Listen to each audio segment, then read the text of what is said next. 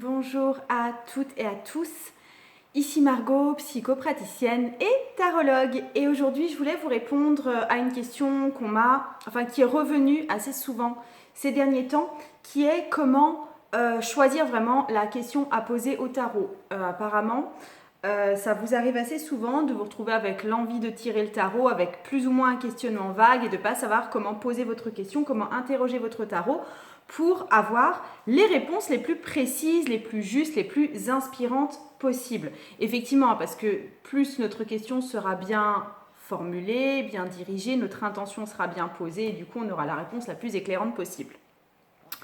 Alors, pour moi, il y a 3 grands types de questions. Après, je les ai répertoriées comme ça. Si vous en voyez d'autres, je suis tout à fait OP pour en parler. Pour moi, déjà, il y a les questions de point bilan. Quelque part, on voit ce qui s'est avant, on voit ce qui va pouvoir se passer dans le futur. On fait le compte des atouts qu'on a. Il y a quelque chose comme ça qui se passe. Et c'est des questions qui sont posées à un moment où on va différencier un avant et un après. Par exemple, on va faire ça au temps fort de l'année, au tirage de la nouvelle année, ou pour les cycles lunaires, ou quand nous, on commence quelque chose de nouveau, qu'on a fini quelque chose d'important. Par exemple, on a terminé une histoire amoureuse, ou on commence un nouveau boulot, ou quelque chose comme ça. Du coup, il y a une espèce de fin de cycle qui s'opère, de nouveaux cycles qui s'opèrent, et on a besoin de faire un tirage de tarot pour ça. Deuxième opportunité quelque part de tirer le tarot, c'est la question quand on a un problème. On a un problème et du coup on veut se faire aider du tarot, ça me semble être un autre cas particulier. Et troisième cas, c'est quand on a une certaine curiosité envers un élément bien précis de sa vie. Par exemple, on s'interroge sur le mois à venir, comment on va s'organiser, quels sont les champs sur lesquels on va travailler, etc. Ou alors, je sais pas moi, on a une maison à acheter, on s'interroge sur la maison en elle-même. Ou alors, on est dans une relation avec une personne et on aimerait un petit peu s'interroger sur cette personne en question ou sur notre lien à cette personne. En gros, il y a un champ sur lequel c'est pas forcément dérangeant, mais le champ semble ouvert et on s'interroge et du coup, on peut interroger le tarot pour ça aussi. Donc, je vais vous donner plusieurs types de questions à poser. Bien sûr, c'est toujours ajusté selon votre inspiration du moment et selon vos besoins du moment surtout. Donc, les questions pour ce que j'appelle les points bilans, c'est-à-dire les anniversaires, les fins d'année, tous les sabbats de l'année, les nouveaux démarrages ou les fermetures qu'on a dans notre vie. Et bien sûr, c'est possible de faire ces tirages à n'importe quel moment parce que c'est possible de considérer que n'importe quel moment est la fin de quelque chose et le renouveau d'autre chose. Et ça peut se faire par exemple tout à fait tous les jours. Il n'y a pas de souci à dire ok, qu'est-ce qui s'est passé et maintenant sur quoi je redémarre. La question que je pose souvent par rapport à ça, j'ai tout noté, j'ai mes notes devant moi, c'est quel message est-ce que le tarot peut m'adresser en lien avec ce changement de cycle ou à l'occasion de la nouvelle lune, Yule ou n'importe quoi comme ça. Ok, quel message est-ce que le tarot peut m'adresser en lien avec blablabla blablabla ou à l'occasion du changement de blablabla blablabla. Ok, ou quel message est-ce que le tarot peut m'adresser pour bien commencer ma journée. C'est aussi un renouveau, le commencement de la journée.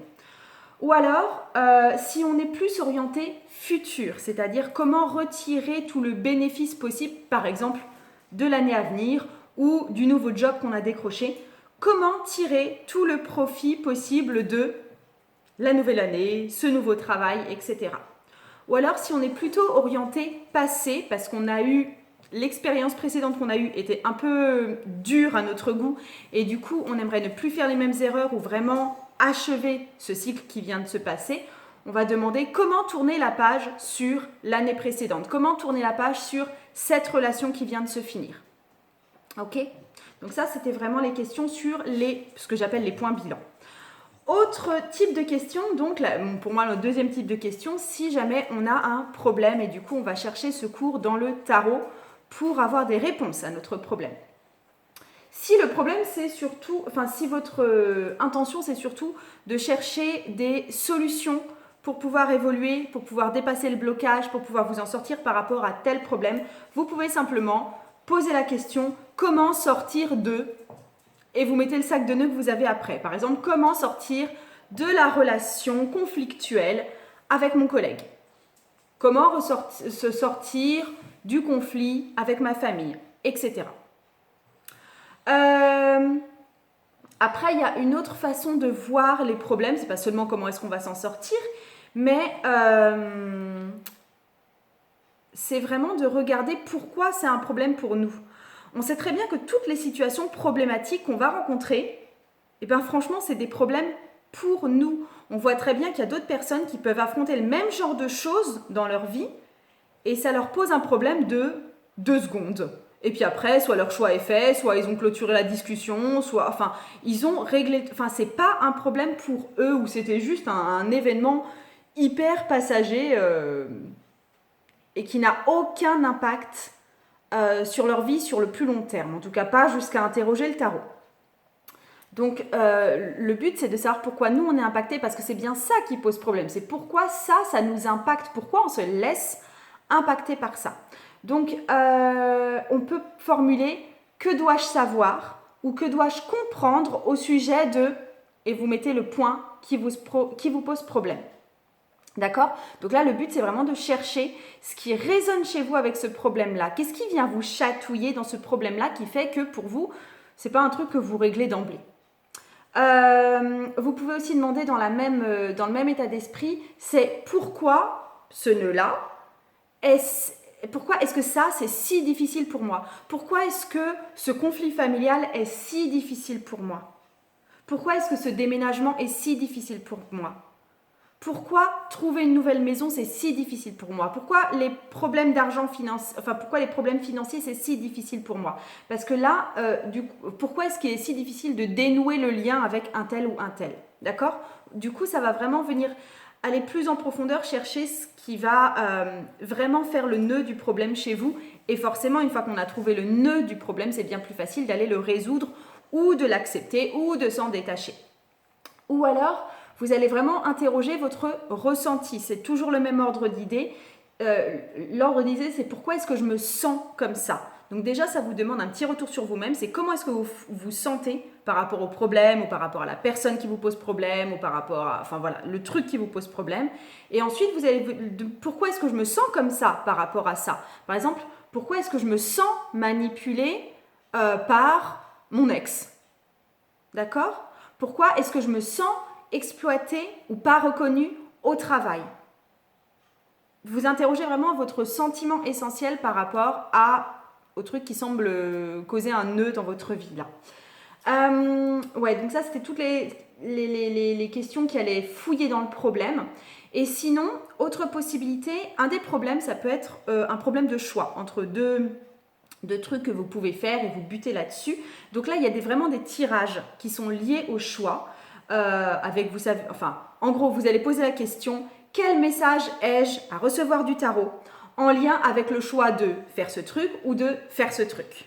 D'accord? Du coup, vous avez souvent une carte ou un paquet de cartes pour le choix numéro 1, vous avez une carte ou un paquet de cartes pour le choix numéro 2, et ensuite, ce qui me semble aussi le plus intéressant, c'est que vous avez d'autres cartes qui vont vous indiquer sur le fait de, mais pourquoi c'est un problème, ça? Qu'est-ce qu'il y a en dessous de cette balance-là? Il y a bien un problème de fond. Ou sinon, ce que je vous invite aussi à faire, pas forcément un tirage simple, mais faire 2 tirages, 2 petits tirages simples avec, alors ça c'est 2 idées de questionnement.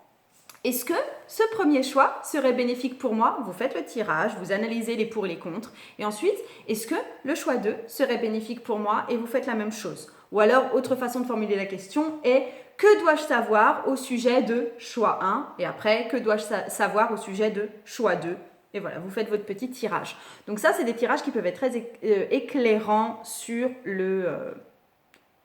les choix que vous avez à faire. Et ensuite, dernière hypothèse, enfin grande catégorie là, de questions pour moi, c'est la curiosité qu'on veut assouvir à propos d'un élément précis dans notre vie. Donc, s'il s'agit d'une personne, s'il vous plaît, je vous invite vraiment à ne pas interroger le tarot au sujet spécifiquement de la personne. Parce que déjà, vous ne connaîtrez jamais la personne dans son intégralité et que je trouve que c'est vraiment très indiscret. Si vous avez vraiment des interrogations sur la personne, allez lui poser la question.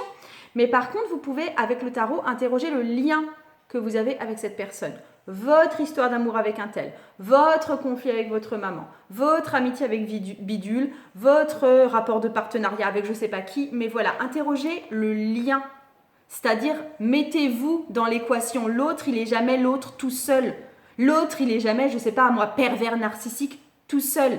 Il est le pervers narcissique pour quelqu'un et pour sa boulangère, eh ben c'est un client, c'est tout. Donc, interrogez-vous toujours sur le lien.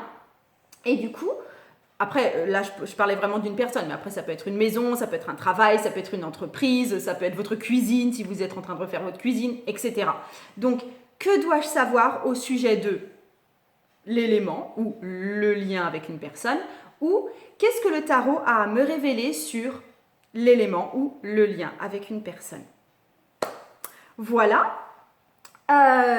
Donc, je pense que j'ai un peu passé en revue les types de questions que vous pouvez vous poser. Après, honnêtement, il y a des tirages qui sont faits vraiment pour être posés avec une question spécifique. Je fais un tirage sur les 3 mois ou sur les 6 mois de façon régulière et la question c'est toujours la même, c'est je demande au tarot, oui, qu'est-ce que je peux attendre des 3 prochains mois qui vont arriver. Voilà, mais quelque part le tirage va avec la question, c'est indissociable. Comme le tirage du choix, c'est aussi un tirage qui est indissociable de sa propre question. Donc regardez aussi bien par rapport au tirage que vous choisissez. Il y a des tirages effectivement qui peuvent se prêter à toutes les questions et il y a des tirages qui sont vraiment faits pour des questions bien spécifiques. Donc j'arrête là, c'était une petite vidéo d'explication, j'espère que ça vous sera utile. Si jamais vous avez envie d'aller plus loin avec moi, je vais vous mettre en barre d'infos. J'ai une petite série de vidéos gratuites qui s'appelle Lis le tarot avec moi, qui est en général très appréciée, vous pouvez y souscrire sans souci. Et il y a aussi des cours de tarot qui sont disponibles en ligne sur mon site, notamment l'initiation au tarot intuitif dont je rouvre les ventes très prochainement. Donc voilà, ça va être accessible pour vous. Et puis, je vous fais d'énormes bisous. Je vous souhaite des belles découvertes. Oh là là, je bafouille. Je vous souhaite des belles découvertes avec vos jeux de tarot et je vous embrasse bien fort.